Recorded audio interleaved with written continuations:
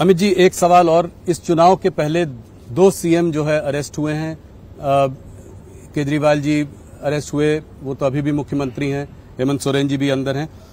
तो आज supreme court ने ईडी से टाइमिंग ऑफ अरेस्ट पर क्वेश्चन उठाया है, तो इसको आप कैसे देखते हैं? नहीं, देखिए, ईडी सुप्रीम कोर्ट के सामने एक्सप्लेन करेगी जी, मगर मैं बताना चाहता हूँ, ये हौत समन के बाद हाजिर नहीं हुए। पहले समन में अगर आए होते तो चुनाव के 6 महीना पहले अरेस्ट हो जाते। बहुत बार समन्स दिया गया, वो आए ही नहीं। अब उनकी धर्मपत्नी सुनीता केजरीवाल जी कह रही हैं कि उनको इंसुलिन नहीं दिया जा रहा है, वहां पे उनको ठीक से रखा नहीं जा रहा है, ये उनको मारने की साजिश है। देखो भैया, जी, तिहाड़ जेल दिल्ली सरकार के अंतर्गत आता है, जिसके मुख्यमंत्री केजरीवाल जी है। तो क्या उनको मारने की साजिश वो स्वयं कर रहे हैं? वो कहते हैं कि वो डीजी प्रिजन्स जो है वो दिल्ली पुलिस को शायद रिपोर्ट करता है। जरा भी नहीं। अच्छा। प्रिजन सीधा दिल्ली सरकार को रिपोर्ट करता है, तो इसमें आपका कोई सवाल ही नहीं पैदा होता। ईवीएम पर सुप्रीम कोर्ट का फैसला आया। ऑपोजिशन ईवीएम के बारे में बहुत सालों से बात कर रही है, हर बार नारा लगाती है कि बीजेपी सिर्फ ईवीएम की वजह से चुनाव जीतता है। अब आप लोग 1 नेशन 1 इलेक्शन की बात कर रहे हैं, ये लोग ईवीएम की बात कर रहे हैं। देखिए, आप क्या ये कर पाएंगे 1 नेशन 1 इलेक्शन? मैं पहले एक बात स्पष्ट कर दूं। जी, राहुल गांधी जी जो बोलते हैं वो सोच विचार कर नहीं बोलते हैं। अगर हम ईवीएम के कारण जीतते हैं तो तेलंगाना में क्यों हारे, तमिलनाडु में क्यों हारे, केरल में सालों से क्यों हार रहे हैं, हिमाचल में क्यों हारे, बंगाल में क्यों हारे? या तो राहुल गांधी ने स्पष्ट करना चाहिए कि ईवीएम से आए नतीजों में हम जीतते हैं तो भी शपथ नहीं लेंगे। जी, जीतते हैं तो नए कपड़े पहनकर शपथ ले लेते हैं, हारते हैं तो ईवीएम पर ठीकरा फोड़ते हैं। किस प्रकार की राजनीति है भैया? जब आप जीतते हो तब ईवीएम सही है, जब हारते हो तो ईवीएम नकारा है। क्या देश की जनता ये सब नहीं समझती? क्या देश की जनता इसको समझती है? मगर मुझे तो आश्चर्य हो रहा है, इतनी बड़ी पार्टी अपने नेता के एडवाइजर क्यों नहीं बदलती है? मैं दूर से देखता हूं, मुझे आश्चर्य होता है। खैर छोड़िए, वो उनकी पार्टी का सवाल है। 1 नेशन 1 इलेक्शन हमारा संकल्प पत्र का मुद्दा है और हम उसको जमीन पर उतारने का पूरा प्रयास करेंगे। तो अगला चुनाव 2029 1 नेशन 1 इलेक्शन होगा। देखिए, तो संसद को निर्णय करना है, परंतु भारतीय जनता पार्टी जरूर प्रयास करेगी और उसको जमीन पर उतारेगी। अमित जी, थोड़ा हटते हैं, कुछ अंतर्राष्ट्रीय मुद्दों पर भी बात करते हैं। वॉशिंगटन पोस्ट पर एक आर्टिकल आया है, उसमें जो है उन्होंने कहा है कि रॉ, जो हमारी इंटेलिजेंस एजेंसी है, रॉ प्लॉट कर रही थी कुछ टेररिस्ट को यूएस में मारने का वहां पे, और उन्होंने कहा ये जो है ये डार्क साइड ऑफ मोदी सरकार है।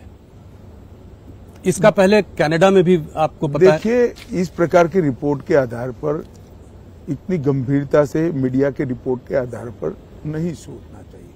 अगर कोई कॉन्क्रीट आरोप है तो एजेंसियां उसका जवाब देगी। अगर कोई सरकार डिप्लोमेटिक मेथड से हमारे साथ चर्चा करती है तो हम इसका जवाब देंगे।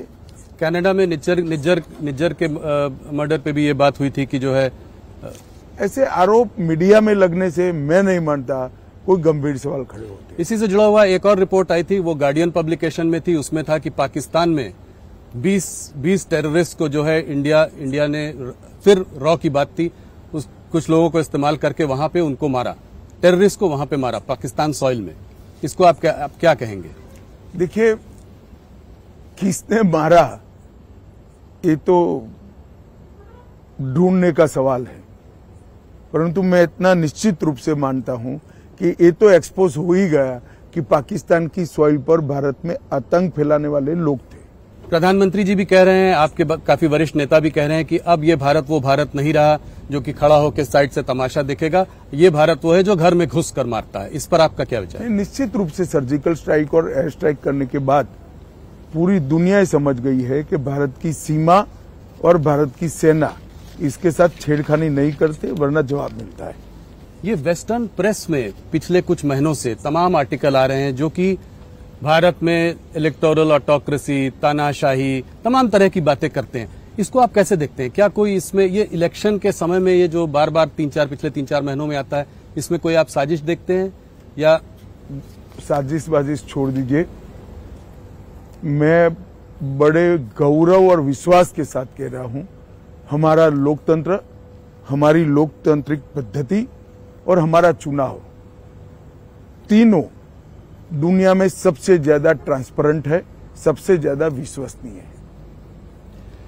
अमित जी, कश्मीर पर एक सवाल, क्या कश्मीर पे बीजेपी कश्मीर में चुनाव लड़ेगी? आपने कहा है कि आप वहां पर आवाम का दिल जीतना चाहते हैं, तो ये सीधा सवाल है, इसका आप क्या जवाब देंगे?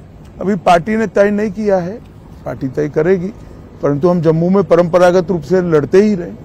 कांग्रेस एक बात और कह रही है कि ये इसको लोकतंत्र की हत्या का वो दे रही है, कह रही है कि मुकेश दलाल निर्विरोध जो है चुन लिए गए सूरत से। अभी इंदौर में भी ऐसा हुआ है। देखिए, इस देश में 37 लोग निर्विरोध चुने गए और उसमें से सबसे ज्यादा कांग्रेस के चुने गए। तब तो कांग्रेस ने ऐसा नहीं कहा।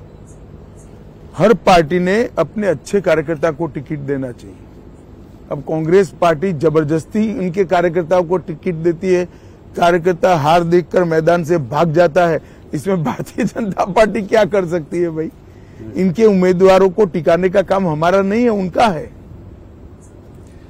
अभी एक मुद्दा और आज उठा है, जो है कि कनाडा के प्रधानमंत्री जस्टिन ट्रूडो एक भारत विरोधी सभा अटेंड कर रहे थे, जहां खालिस्तान के नारे लगे, प्रो खालिस्तान नारे लगे।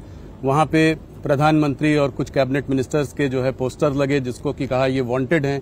हाँ, इसको आप कैसे देखते हैं? इस पे क्या कोई भारत कोई कड़ा विरोध करेगा? भारत सरकार ने वहां के राजदूत को आज सम्मन किया था जी, और उनसे एक्सप्लेनेशन भी मांगा गया है, नाराजगी भी हमारी व्यक्त की है हमने। तो इस पर और कोई कार्रवाई की अभी? इसका जवाब आने के बाद आगे बात होगी। अमित जी, आप इतना दौर कर रहे हैं, आप आज तीन अलग अलग प्रदेशों से यहाँ आए हैं, उसके बाद आपने हमको इतना समय दिया। कल भी मैंने सुना है कि 3 राज्यों में जा रहे हैं। इसको आप कैसे, इस तरह का पनिशिंग शेड्यूल कैसे मैनेज करते हैं? और ये काफी महीनों से आप कर रहे हैं। ये सालों से आदत है भाई। कार्यकर्ता था तब छोटे स्तर पर काम करता था, तो भी दौरे होते थे, राज्य के होते हैं, अब देश के होते हैं। ऑपोजिशन की नींद उड़ाने में के लिए आप जाने जाते हैं, आप सो पाते हैं कि नहीं? मैं कभी नेगेटिव सोच के साथ काम नहीं करता। मैं मेरी पार्टी को जिताने के लिए काम करता हूं। हाँ, इससे किसी की नींद उड़ती है तो वो उनका प्रॉब्लम है। मेरी पार्टी को जिताना, मेरी पार्टी के लिए काम करना, ये मेरा दायित्व है और मैं उसको बहुत अच्छे तरीके से करता हूँ। अमित जी, आप हमारे संग जुड़े, आपने हमारे सवालों का जवाब दिया, साबरमती तट तक आप आए और यहाँ पे आपने हमसे बातचीत की, उसके लिए आपका बहुत बहुत धन्यवाद। धन्यवाद राहुल जी।